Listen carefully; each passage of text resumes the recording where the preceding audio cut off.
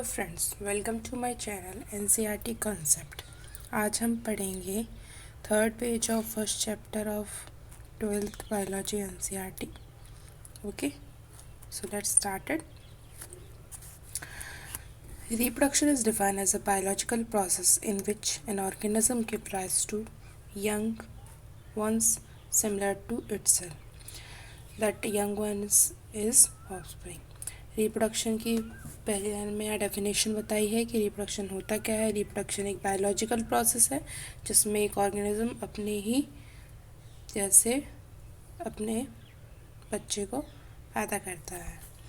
अगर हम नॉर्मल भाषा में बोलें तो एक ऑर्गेनिज्म एक बच्चे को जन्म दे रहा है, that process is called reproduction. Okay, the offspring grow, mature and turn produce new offspring. ये एक साइकिल चलती रहती है कि एक ऑर्गेनिज्म है, उसने एक बच्चे को जन्म दिया, फिर वो बच्चा मैच्योर होगा, ग्रो करेगा एंड फिर वो वापस एक नया ऑफस्प्रिंग देगा। ये जो साइकिल है वो हर ऑर्गेनिजम्स के लिए है, क्योंकि स्पीशीज़ को कंटिन्यू रखने के लिए ये ज़रूरी है कि एक ऑर्गेनिज्म अपनी जगह पे दूसरा छोड़ के जाए, तभी एक कंटिन्यूटी बनी रहती है। ठीक है, reproduction enables this there is a cycle of birth, growth and death. तो 3 स्टेजेस में बता दी है पूरी साइकिल को कि पहले बर्थ होता है, फिर ग्रोथ होती है, फिर फाइनली डेथ हो जाती है। तो एक ऑर्गेनिज्म की लाइफ 3 पार्ट्स में डिवाइड कर दी है इन्होंने कि एक ऑर्गेनिज्म बर्थ लेता है, उसके बाद उसकी ग्रोथ होती है, फिर वो एक मैच्योर स्टेज पर अटेंड करता है, रिप्रोड्यूस करता है, फिर एक एज ओल्ड एज आने के बाद उसकी डेथ हो जाती है। Okay, reproduction enables the continuity of species generation after generation. अब हम जानेंगे कि इम्पोर्टेंस क्या है रिप्रोडक्शन की, क्यों रिप्रोडक्शन इम्पोर्टेंट है। तो ये जो 3 लाइनें हैं, 4 लाइनें हैं, ओके, ये हमें वही बता रही हैं कि why reproduction is important process, what are the importance of reproduction. तो रिप्रोडक्शन की क्या ज़रूरत है तो हम जानेंगे। ओके,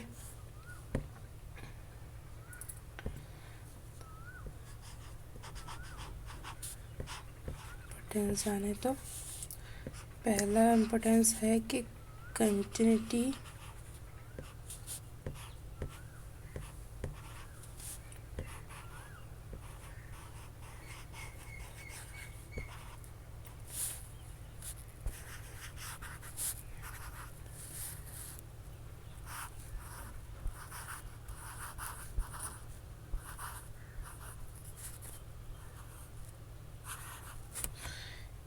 स्पीशीज़ की कंटिन्यूटी को रखना। ठीक है, जनरेशन आफ्टर जनरेशन।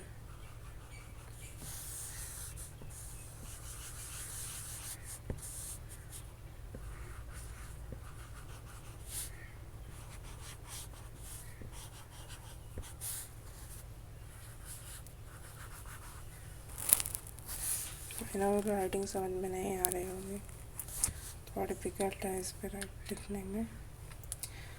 ओके, तो पहला इम्पोर्टेंस तो ये है कि स्पीशीज़ की कंटिन्यूटी जनरेशन आफ्टर जनरेशन।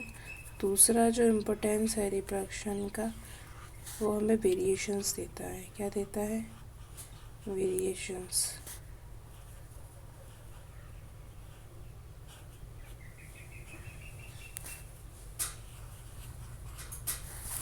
अब वेरिएशन बेसिक सोर्स है, रिक्वायरमेंट है किसकी? इवोल्यूशन की।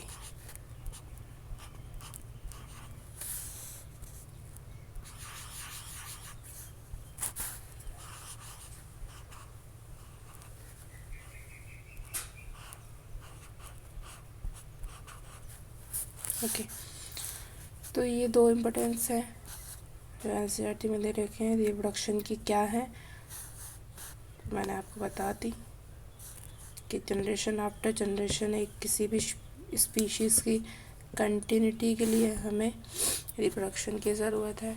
ओके, दूसरा इम्पोर्टेंस है कि रिप्रोडक्शन से वेरिएशंस आते हैं, और वेरिएशन हमें किस लिए चाहिए? एवोल्यूशन प्रोसेस के लिए चाहिए। एवोल्यूशन हम जानते हैं कि कितना ज़रूरी है कि डायनासोर पहले कैसा था, या कोई छिपकली अभी हम जो देख रहे हैं वो छिपकली पहले ऐसी थी नहीं थी। तो एवोल्यूशन एडवांटेजेस ही रहता है कि एक अच्छी स्पीशीज़ को बनाता है जिसमें चेंजेस आते हैं। तो वेरिएशन आएंगे, जेनेटिक वेरिएशन, तभी एवोल्यूशन पॉसिबल है। तो रिप्रोडक्शन की इम्पोर्टेंस है। It's enable the continuity of species generation after generation, ठीक है। जिसको, और दूसरा जो इम्पोर्टेंट है दैट इज़ जेनेटिक वेरिएशन कैसे क्रिएट कर रहा है, वो हम चैप्टर 5 में पढ़ेंगे डिटेल में। So it is responsible for the genetic variation and inherited during which is inherited during the reproduction, जो रिप्रोडक्शन के दौरान इनहेरिटेड होता है। Okay,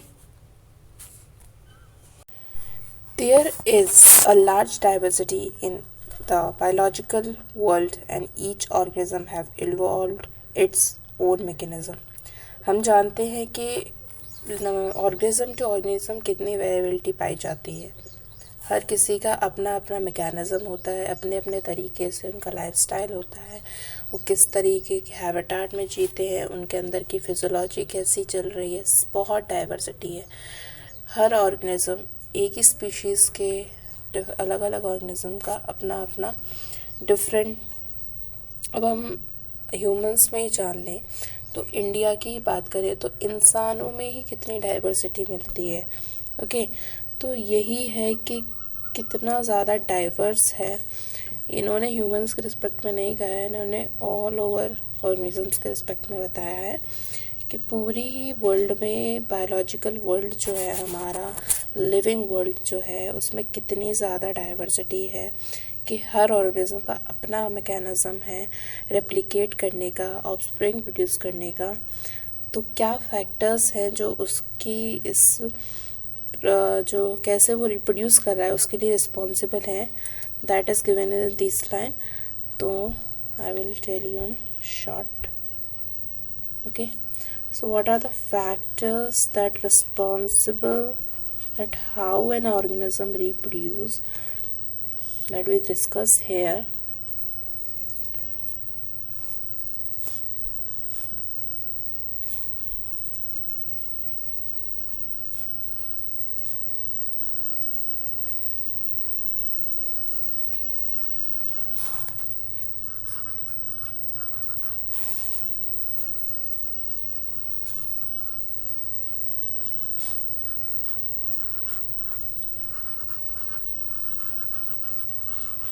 Okay, I hope you guys understand what I am writing here. Okay, so I am erasing this part so I can write the factors.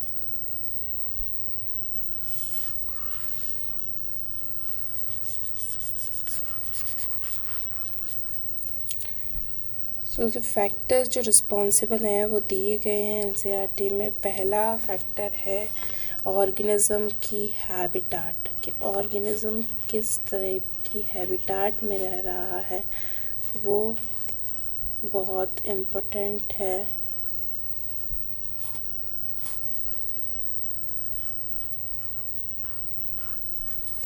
Okay, habitat कैसी है organisms की? पानी में रह रहा है, हवा में रह रहा है, ज़मीन पे रह रहा है, पेड़ पे रह रहा है, किस तरीके से रह रहा है, उस तरीके का उसका मैकेनिज़्म होता है रिप्रोडक्शन का, ठीक है।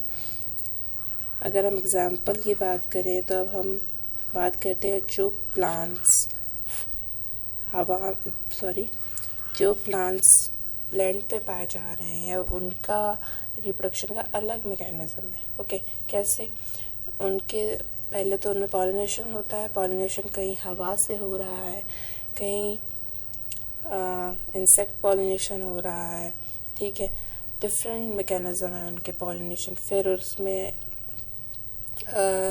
उनका जर्मिनेशन होता है, फिर आगे की सारी फ्यूजन होता है।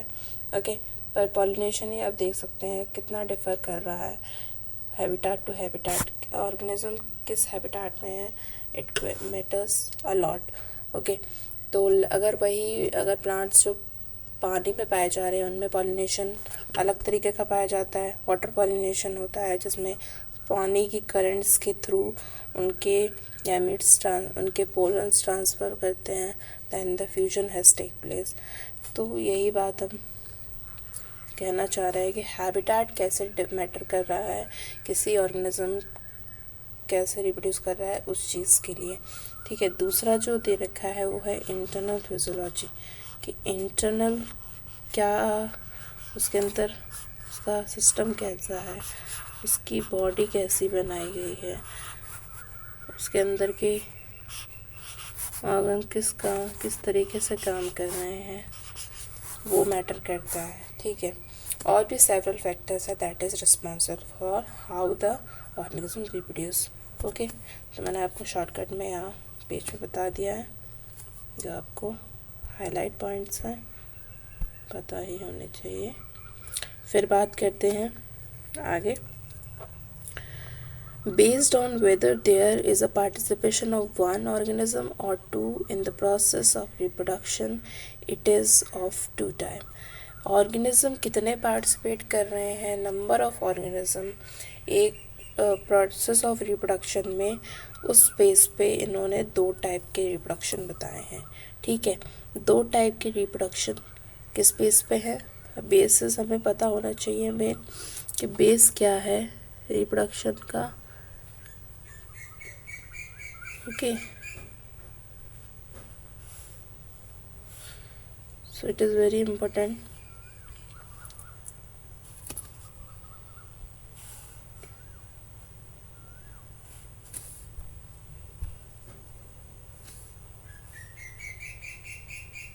So based on the number of participation of organism, number of organism जितने पार्टिसिपेट कर रहे हैं रिप्रोडक्शन में, उस बेसिस पे हमने दो टाइप के रिप्रोडक्शन बताए हैं। ठीक है, पहला है इसमें जो हाईलाइट वर्ड आप देख सकते हैं एसेक्सुअल, एंड सेकंड है सेक्सुअल रिप्रोडक्शन। एसेक्सुअल रिप्रोडक्शन क्या होता है, जिसमें एक पेरेंट इन्वॉल्व है without fusion of gamete form ही नहीं कर रहे, without the involvement of gamete formation. Gamete formation जैसी कोई प्रोसेस ही नहीं हो रही है। ओके, तो उसे हम क्या कहते हैं, एसेक्सुअल रिप्रोडक्शन। और दूसरा जो इन्होंने डिफाइन किया है, when two parents of opposite sex participate the reproduction process and also in evolve fusion of male and female gamete। इसमें गैमीट बन भी रहे हैं और उनका फ्यूजन भी हो रहा है। ये सेक्सुअल में ये देखते हैं हम कि इन केस गैमीट बन भी गए, कैसे, चलो मानना बन भी गए, पर फ्यूजन तो होना ही नहीं है। ओके, तो यही आपको थोड़ा यहाँ करके दिखाती हूँ।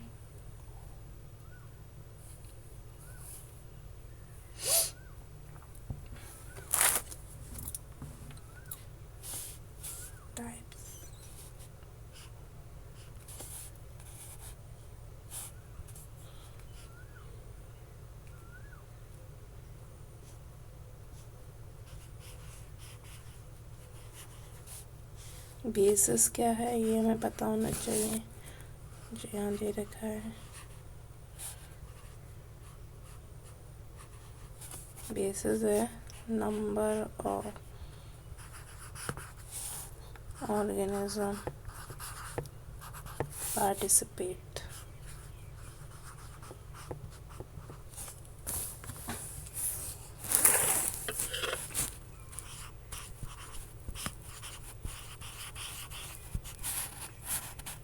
ओके, तो ये बेस आपको पता होना चाहिए कि क्या बेसिस क्या है, वो क्या दे रखा है, you should know this.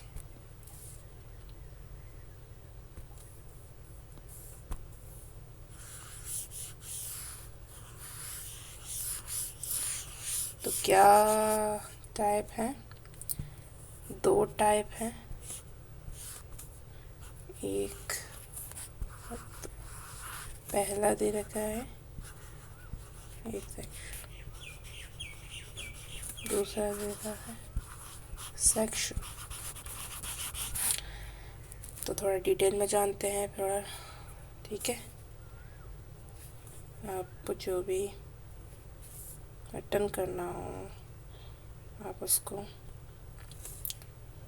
Pause करके देख सकते हैं, ओके। पहला हम देखेंगे ए सेक्शन।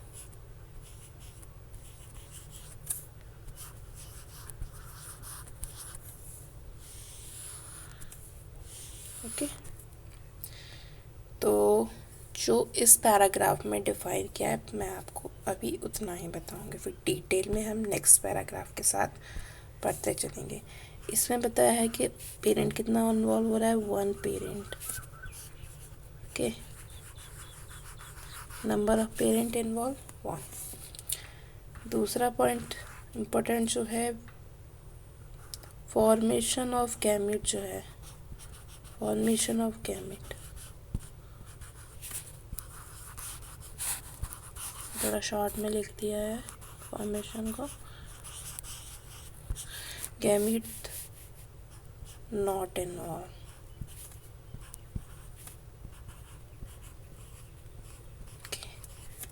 तो 2 मेन पॉइंट्स दे रखे हैं डेफिनेशन में कि there is a involvement of single parent with और without the involvement of gamete, with और विदाउट। इसमें 2 चीज़ आपको याद इम्पोर्टेंट जो दे रखा है, विथ और विदाउट।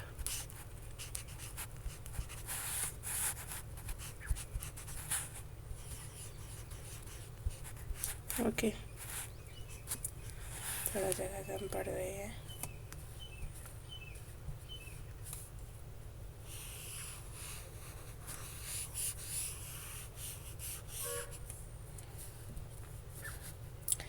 तो यहाँ पे हो भी सकता है और नहीं भी हो सकता है, दोनों चांसेस हैं।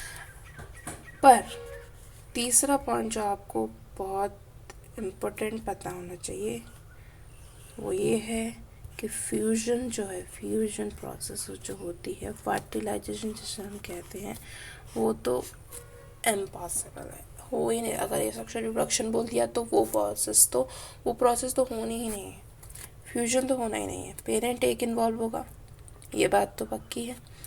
गैमीट पेरेंट बना भी सकता है और नहीं भी बना सकता है, पर फ्यूजन नहीं होगा।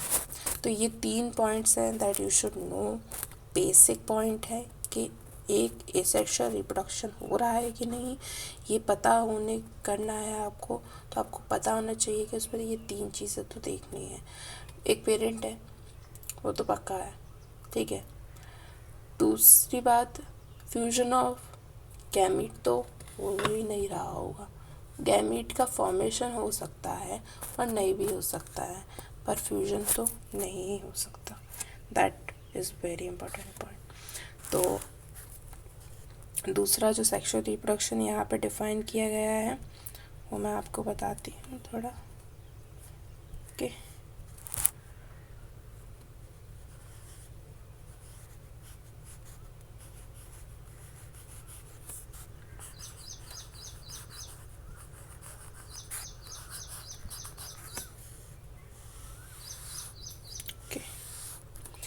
तो यहाँ पे जो पॉइंट्स बताए हैं I will tell you that point.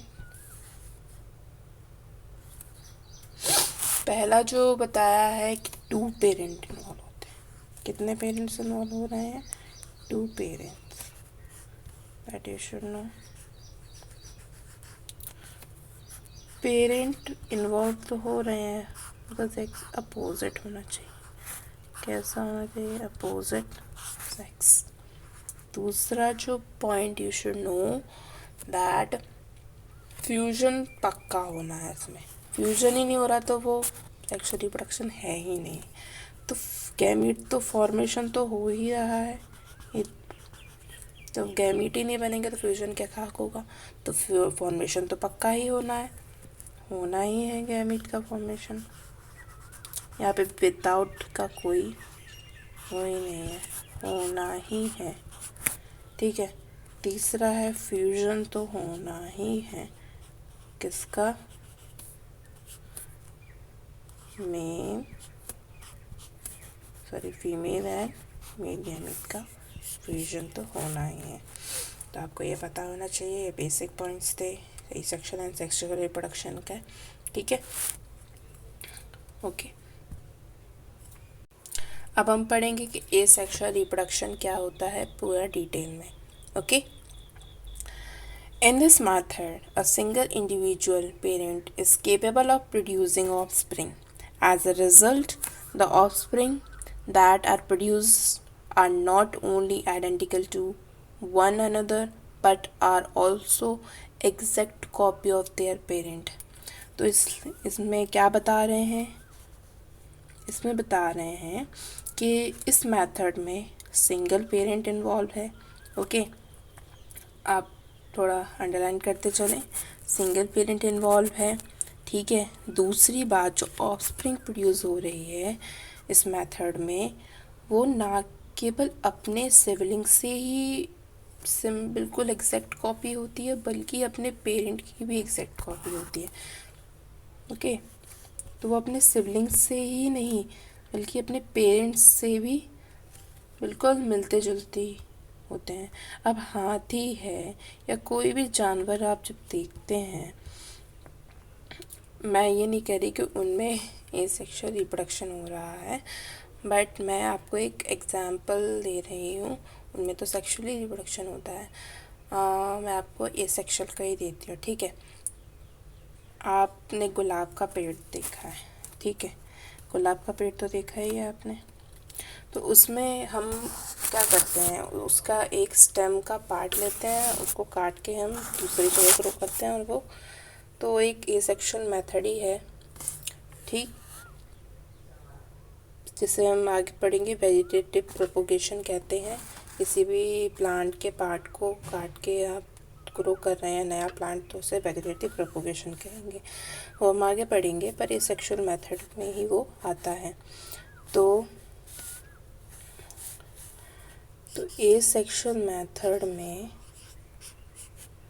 क्या चीज़ है वो हम देखते हैं।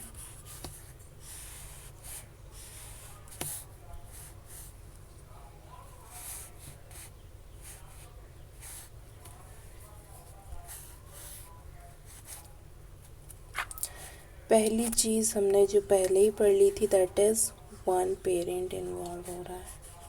क्या हो रहा है? वन पेरेंट इन्वॉल्व हो रहा है। दूसरी बात जो है, जो ऑफस्प्रिंग्स होती हैं, ऑफस्प्रिंग्स आइडेंटिकल होती हैं, एकदम एक दूसरे से मिलती जुलती होती हैं। आप पता ही नहीं कर सकते कि कौन सा छोटा है या कौन सा बड़ा है। वहाँ पे तो कुछ नहीं, बिल्कुल आपको आइडेंटिकल कॉपी की, आइडेंटिकल एकदम।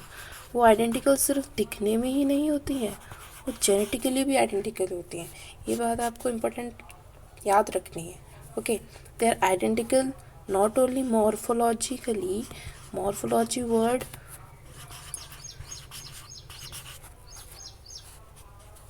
इवन जेनेटिकली, जेनेटिक भी वो आइडेंटिकल होती हैं।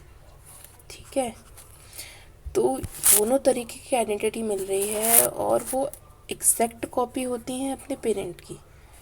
तीसरी चीज़ जो आपको पता होनी चाहिए, that is their exact copy of their parent.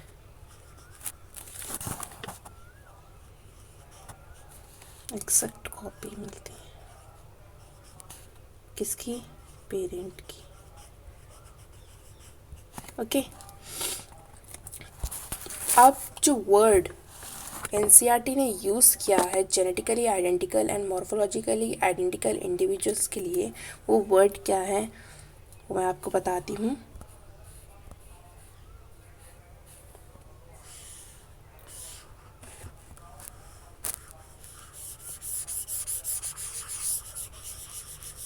That word is very important. आपको याद रखना है कि वो कौन सा वर्ड है। वहाँ पे आप जब कोई कंपटीशन एग्ज़ाम देंगे, स्पेशली नीट, वहाँ पे बहुत सारे वर्ड कॉपी से ही रिलेटेड यूज़ कर लेंगे वो लोग, कि कॉपी में आप देखते हैं जिन वर्ड्स को वही यूज़ कर लेंगे और आप कंफ्यूज हो जाएंगे। तो आपको पता है होना चाहिए कि कौन सा वर्ड यूज़ किया था एनसीईआरटी ने। Okay, that word is clone. Okay, clone क्या होता है? क्लोन मैंने अभी आपको बताया क्लोन क्या होता है। क्लोन होता है genetically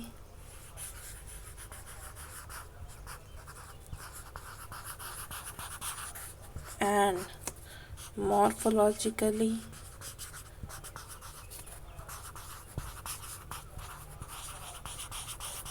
similar organisms।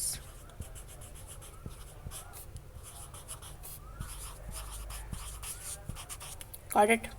Very important, आपको पता होनी चाहिए क्लोन क्या है। क्लोन वो इंडिविजुअल्स होते हैं, वो लोग होते हैं जो एकदम इवन वो दिखने में ही नहीं एक जैसे दिखते, बल्कि अंदर से उनका जो जेनेटिक सिस्टम है, जीन्स हैं, जो फीचर्स हैं जितने भी उनके, वो भी सेम होते हैं। तो उनके जो जेनेटिक मटेरियल है वो भी सेम है और वो बाहर से भी सेम दिखते हैं। They are exact copies.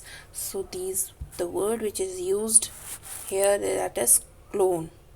Okay, आगे जो दिया है वो सेल डिवीजन, एक इम्पोर्टेंट मेथड होता है एसेक्सुअल रिप्रोडक्शन का।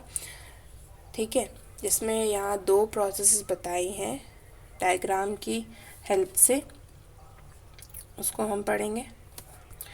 2 प्रोसेसेस डायग्राम्स में जो बताई है उसको थोड़ा सा डिटेल में देखेंगे। हम टू द पॉइंट या टू द एनसीईआरटी रहेंगे, तो हम ज़्यादा एक्स्ट्रा या बाहर का कचरा नहीं भरेंगे, बस थोड़ा सा प्रोसेस को बताते चलेंगे। ओके,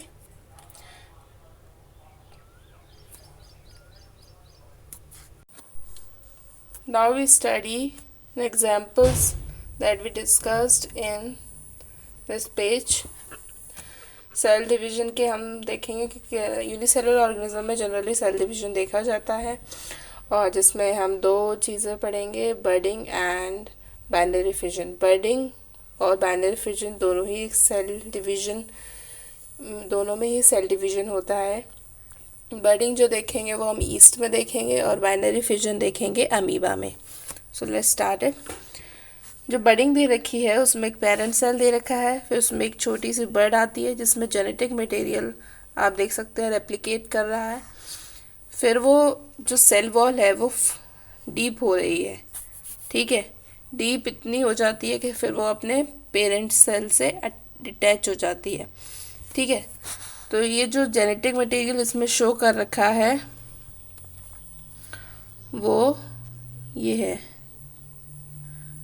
ठीक है, और ये नीचे जो large green round shape structure है वो क्या है? वैक्यूल। ओके, तो बडिंग में कुछ ज़्यादा नहीं है, आपको मैं डायग्रामेटिकली समझाती हूँ दैट व्हाट इज़ बडिंग। ये तो एनसीईआरटी का मैंने आपको दिखा दिया। इसमें क्या होता है, एक जैसे ये पेरेंट सेल है, ठीक है, इसका ये न्यूक्लियस मैंने बना दिया। ओके, फिर जब ये पेरेंट सेल है उसी में एक छोटा सा पार्ट ग्रो करता है, वो भी अपना जेनेटिक मटेरियल, इसी से उसका रेप्लिकेशन होता है। फिर वो जेनेटिक मटेरियल इस तरीके से ट्रांसफ़र हो जाता है। ठीक है, इधर से ही इसका ट्रांसफ़र होता है। फिर धीरे धीरे करके ये जो बड है, इसकी जो ये सेल वॉल है वो इतनी डीप करती है, इतनी डीप अंदर की तरफ जाती है कि ये एक टाइम पे आके अपने आप को पेरेंट सेल से डिटैच कर लेता है। ओके, ये पेरेंट सेल रह गया, ये पेरेंट सेल है और ये डॉटर सेल बन गई। ये डॉटर सेल आगे जाके, ये जो डॉटर सेल है वो आगे जाके क्या बनती है, एक नया एडल्ट दोबारा बन जाती है। फिर सेम प्रोसेस इस तरीके से, तो ये भी इसमें भी एक बड ऐसे होगी। ओके, इसका मतलब ये नहीं है कि पेरेंट सेल बडिंग करना बंद कर देगा एक बार बडिंग करने के बाद। बडिंग पेरेंट सेल में भी होती रहेगी। ओके, ये पेरेंट सेल में भी बडिंग होगी आगे। तो हम ये नॉर्मल बता रहे हैं कि कैसे सेल डिवीजन से एक ऑर्गेनिज्म रिप्रोड्यूस कर रहा है, अपनी आगे की जनरेशन क्रिएट कर रहा है। ओके, तो इसमें जो सिस्टम है यहाँ पे सिर्फ एक ही इंडिविजुअल इन्वॉल्व है, तो ये सेक्सुअल रिप्रोडक्शन हुआ और एक ही इंडिविजुअल से डॉटर सेल बन रही है। इसमें और कुछ ज़्यादा एक्सप्लेनेशन का नहीं है। ओके, और आपने एक चीज़ नोट कर ही ली होगी कि जो बिल्कुल जो बर्ड बनेगी वो एग्जैक्ट अपने पेरेंट की जैसे ही, पेरेंट सेल जैसे ही होगी। सो यहाँ पे क्लोन्स दिखते हैं, देखने को मिलता है आपको। ओके, नेक्स्ट जो है वो है अमीबा। अब हम देखेंगे अमीबा का क्या है। अमीबा में बताया गया है बाइनरी फिजन। बाइनरी फिजन क्या होता है? बाइनरी फिजन जो होता है वो है, बाइनरी फिजन में सिंगल सेल जो है, single cell that will divide okay into two daughter cells in equal halves. कुल एक जैसे हाफ्स होंगे, बिल्कुल जो डॉटर सेल्स होंगे वो एग्जैक्ट एक दूसरे की कॉपी दिखेंगे आपको। तो let's discuss what is happening in amoeba। तो अमीबा में जो बाइनरी फिजन है वो क्या है? सेल डिवीजन का ही एग्जाम्पल है, उसी का टाइप है। ओके, यहाँ पे एक पेरेंट सेल दे रखी है, ये अमीबा का दिखाया है यहाँ पे।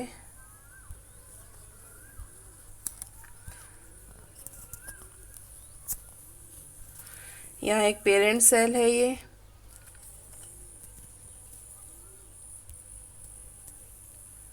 एक पेरेंट सेल है, वो अपने आप को ग्रो कर रही है।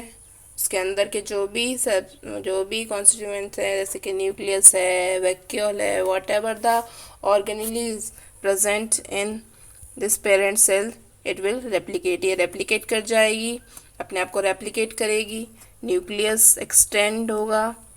ओके, पहला जो प्रोसेस यहाँ पे दिखाया है दैट इज न्यूक्लियर इनलार्जमेंट। क्या दिखाया है? न्यूक्लियर इनलार्ज कर रहा है, अपने आप को बड़ा कर रहा है। यहाँ पे छोटा सा, यहाँ बड़ा दिख रहा है, न्यूक्लियर इनलार्ज कर रहा है।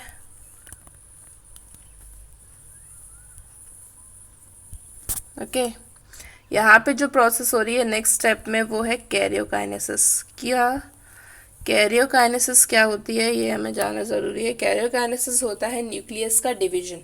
Division of nucleus is karyokinesis. Cairo word is related with nucleus और काइनेसिस रिलेटेड विथ डिवीजन।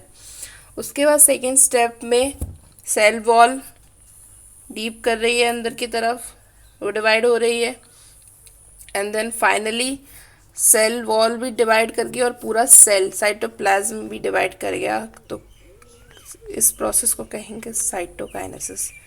क्या कहेंगे? साइटोकाइनेसिस।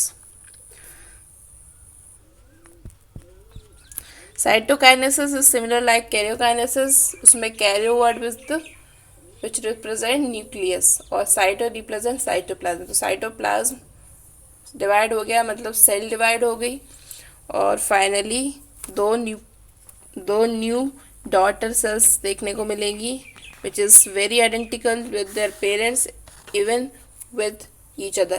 एक दूसरे से भी एक आइडेंटिकल हैं और अपने पेरेंट सेल से भी आइडेंटिकल हैं। क्लियर? आपको मैं थोड़ा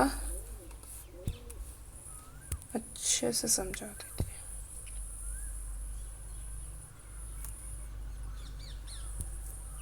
हूँ। ओके,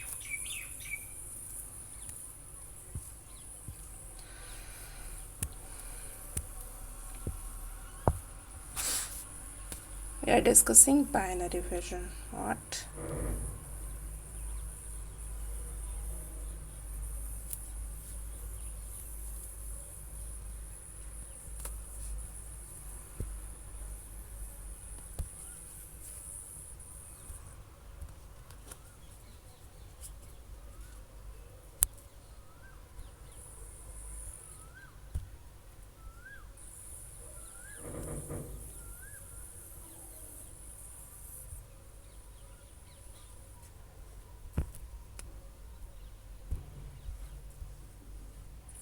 हम क्या डिस्कस कर रहे हैं? बाइनरी विजन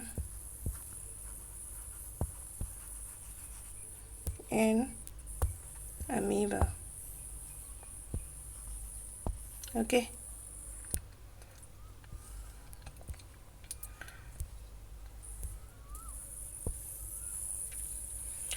तो इसमें एक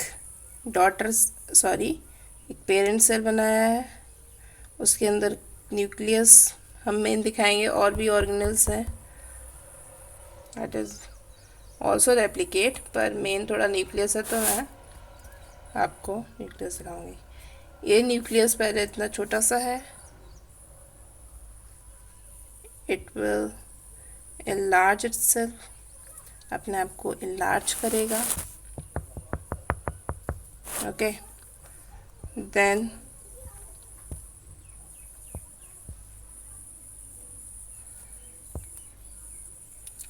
इसमें डिवीजन होगा.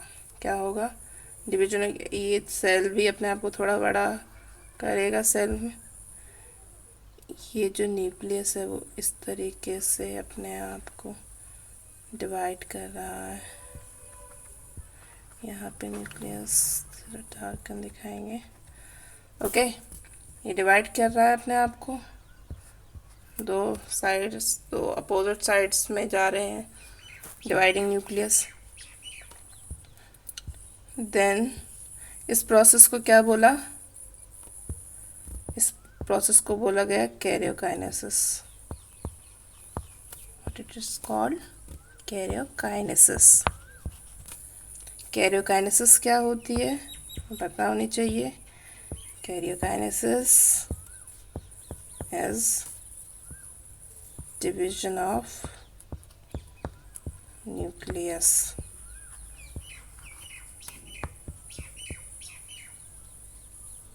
Okay, so carrier what with related with nucleus,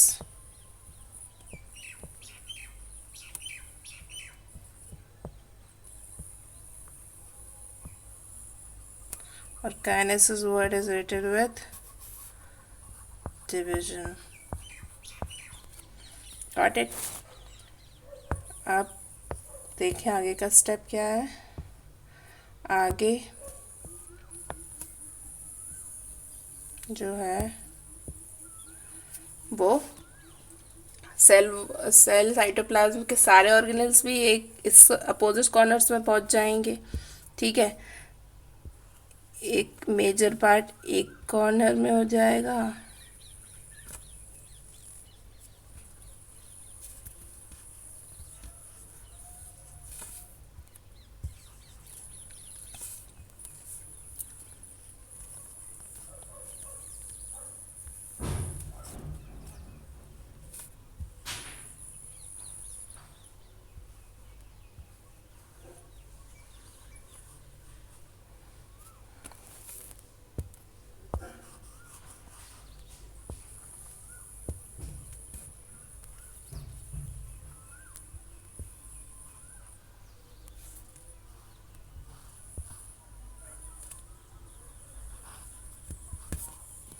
इसमें एक तरफ एक न्यूक्लियस आ जाएगा और दूसरी तरफ दूसरा न्यूक्लियस, और भी बचे हुए जितने भी ऑर्गेनल्स हैं वो भी आ जाएंगे. ओके.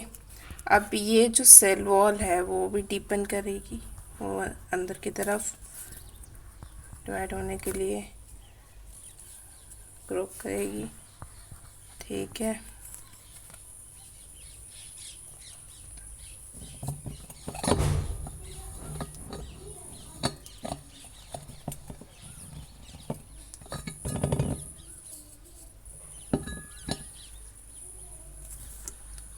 ग्रो करेगी अंदर की तरफ।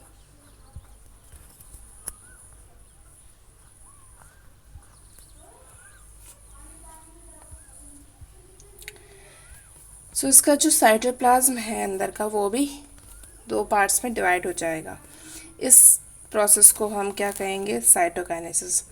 Karyokinesis is followed by cytokinesis. ये बात आपको याद रखनी है हमेशा। कभी भी आप आगे भी, जब आपने पिछले 11th में पढ़ा होगा फंजाई पढ़ा है, ठीक है, फंगी पढ़ा है, उसमें भी देखते हैं आप कि साइट उसमें भी एक दे रखा है कि कैसे डिवीजन होता है, कौन कौन सी स्टेप्स आती हैं। कैरियोकाइनेसिस आती है, फिर डाई कैरियो स्टेज आती है एक, ओके, साइटोकाइनेसिस आती है।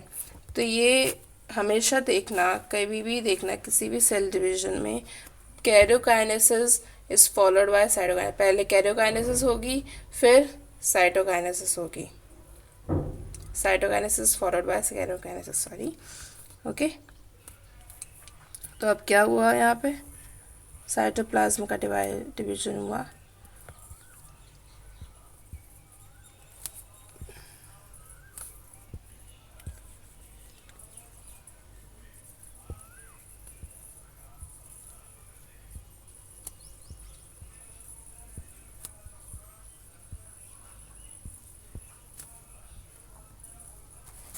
राइट, अब पता ना चाहिए साइटोकाइनेसिस क्या होती है, मैं आपको डिफाइन कर देती हूँ।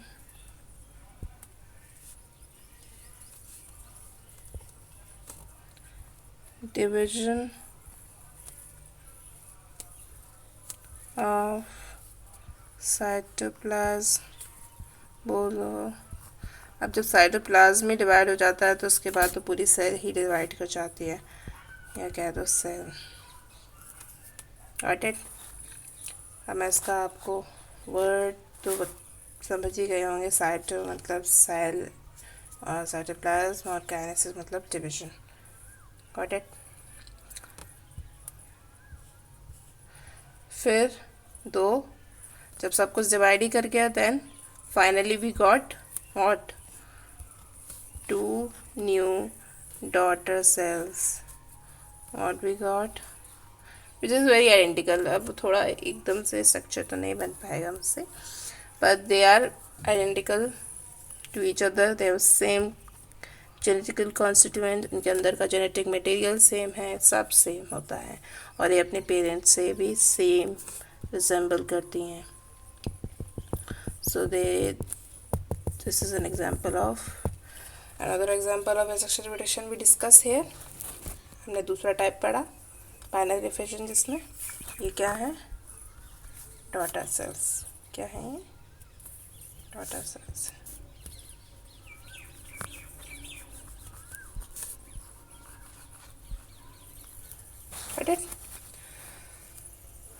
अब हम जान लेते हैं कि अदर और कौन से ऑर्गेनिजम्स हैं जिसमें cell division mode of reproduction है, एसेक्सुअल मोड ऑफ रिप्रोडक्शन है, that we should know, that is discussed here. Okay, जो यहाँ पे डिस्कस किए गए हैं, जैसे कि हम जानते हैं प्रोटेस्ट। इन प्रोटेस्ट क्या होते हैं? वो भी यूनिसेलुलर होते हैं।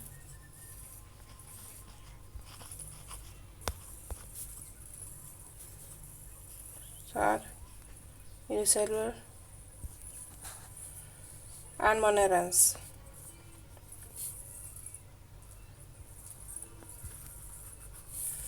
These are other examples of cell division जिसमें मिलता है। अभी जो हमने अमीबा पढ़ा वो एक प्रोटेस्ट ही था, और दूसरा वी शुड नो, दूसरा प्रोटेस्ट कौन सा हमें पता होना चाहिए, वो है पैरामीशियम।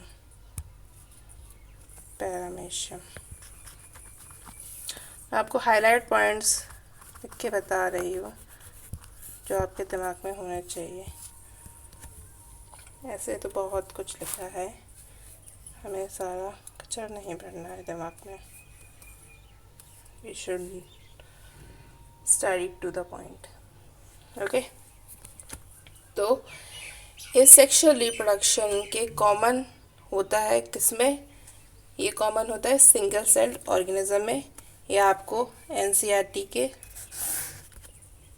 इस जब पेज नंबर 5 के एंड ऑफ द जो पैराग्राफ दे रखा है 6 लाइनों का, उसमें दे रखा है कि एसेक्सुअल रिप्रोडक्शन जो है, एसेक्सुअल रिप्रोडक्शन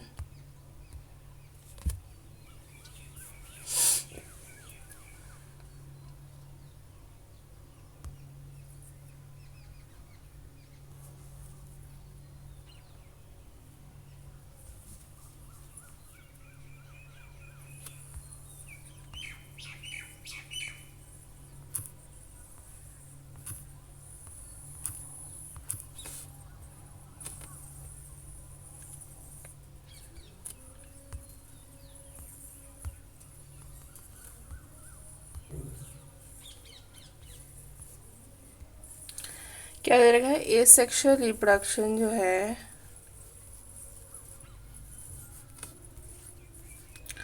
वो कॉमन किस में है,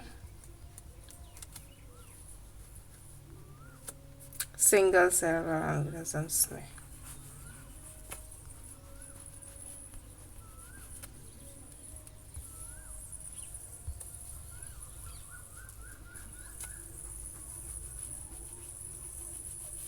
गॉट इट। अगली लाइन में लिखा है कि and in plants and animals with relatively simple organisation, और वो सिंगल सेल में तो देखने को मिलता ही है, और उन प्लांट्स और एनिमल्स में भी मिलता है जो एक simple,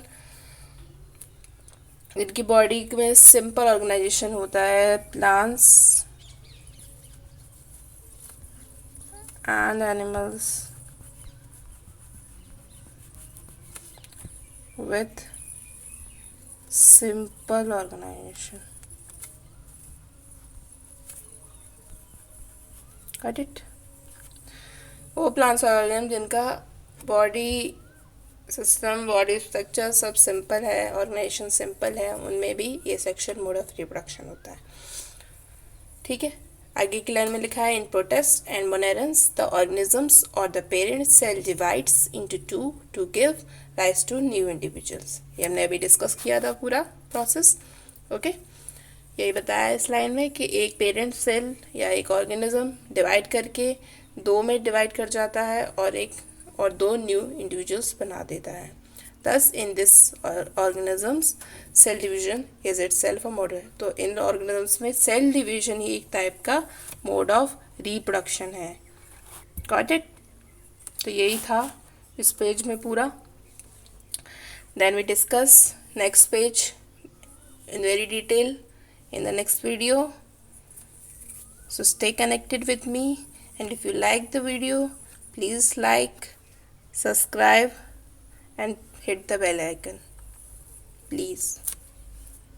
Thank you so much for watching.